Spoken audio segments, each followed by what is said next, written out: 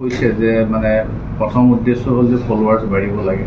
Second কথাটো হ'ল অলপ উত্তেজনা এটা সৃষ্টি হ'ব লাগে মানুহৰ মাজত, যিহেতু নগাঁৱত শান্তিপূৰ্ণভাৱে চলি আছে এতিয়ালৈকে, সকলোৱে জাষ্টিছ বিচাৰিছে, কিন্তু ডেম'ক্ৰেটিকেলি বিচাৰিছে, কিন্তু তেওঁ অলপ অশান্তি সৃষ্টি কৰাৰ কাৰণে এইটো তেওঁৰ উদ্দেশ্য বুলি আমি ভাবিছোঁ। আৰু কিছুমান তেনেকৈ দেখা পোৱা গৈছে নগাঁৱত তেনেকৈ ধৰণে পোষ্ট দি আছে। মই সেইটোকে আহ্বান জনাইছোঁ যাতে পোষ্টটো দিয়ক, আপোনালোকে জাষ্টিছ ফৰ জুবিন বিচাৰিছে, সেইটো আমাৰ ক'বলগীয়া একো নাই, কিন্তু পোষ্টটো বিকৃত কৰি বা এটা বেলেগ নিজৰ মাজত মানে এটা নিজৰ মন্তব্য সোমাই যে কি হৈছিল কি নাই হোৱা, তেনেকুৱা ধৰণৰ পোষ্টবিলাকৰ পৰা বিৰত থাকিব। আগতকৈ আনিছোঁ।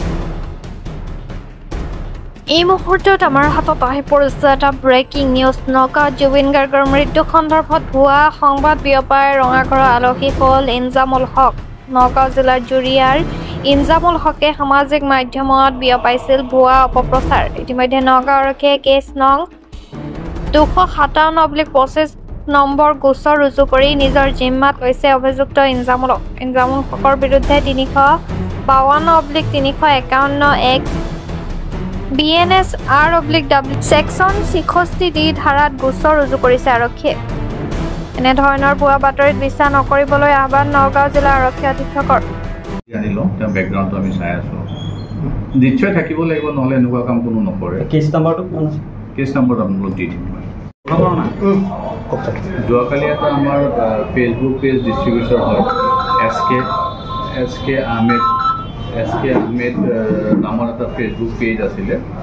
সেই পেজটোত তাৰমানে কিছুমান অবজেকশ্যনেল কথা দিছে জুবিন গাৰ্গৰ মৃত্যুক লৈ পেলাই, আৰু ভিডিঅ'টো বিকৃত কৰিছে, আৰু তেওঁ নাতে নিজেও কিছুমান কমেণ্ট লিখি পেলাই এইটো চাৰ্কুলেট কৰিছিলে তেওঁৰ নিজৰ পেজত। সেয়া অনুসন্ধান কৰি আমি ইনজামুল হক বুলি এজন ব্যক্তি জুৰিয়া, তেওঁক আমি আজি এৰেষ্ট কৰিছোঁ, আৰু তেওঁক কোৰ্টত এতিয়া বৰ্তমান প্ৰডিউচ কৰা হৈছে, আৰু তেওঁ স্বীকাৰো কৰিছে যে তেওঁ সেই ভিডিঅ'টো বিকৃত কৰি তাত ওপৰত কমেণ্ট লিখি যে কেনেকৈ তেখেতক হত্যা কৰা হ'ল, এই লিখি পেলাই এইখিনি কথা লিখি পেলাই তেওঁ এটা মানে চেষ্টা কৰিছিলে যাতে এটা ল এণ্ড অৰ্ডাৰ চিটুৱেশ্যন হয়, মানুহৰ মাজত যাতে এটা শংকা হয়।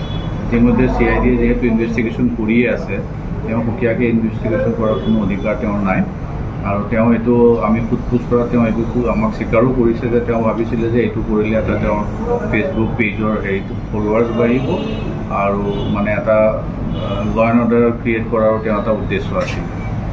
এই মানুহজনক আমি এৰেষ্ট কৰিছোঁ, আৰু এতিয়া আমি কাষ্টডি বিচাৰিছোঁ, আৰু তেওঁৰ মোবাইল হেণ্ডছেটো চিজ কৰা হৈছে। আৰু আপোনালোকৰ মাধ্যমৰ যোগেদি মই সকলো নগাঁওবাসী ৰাইজক অনুৰোধ কৰিম যাতে তেনেকুৱা ধৰণৰ কামৰ পৰা তেওঁলোক বিৰত থাকে। যিটো ন্যায় বিচাৰি এটা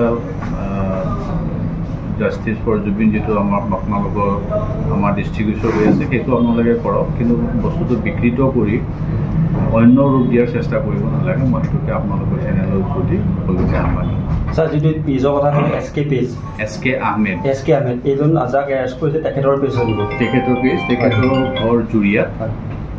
তেখেতক আমি আজি এৰেষ্ট কৰি এতিয়া কোৰ্টত বৰ্তমান আছে, আমি কাষ্টডি কিমান দিনৰ কাৰণে বিচাৰি আমি 3 দিনৰ কাৰণে বিচাৰিছোঁ। দল সংগঠনৰ কিবা হেৰি আছে?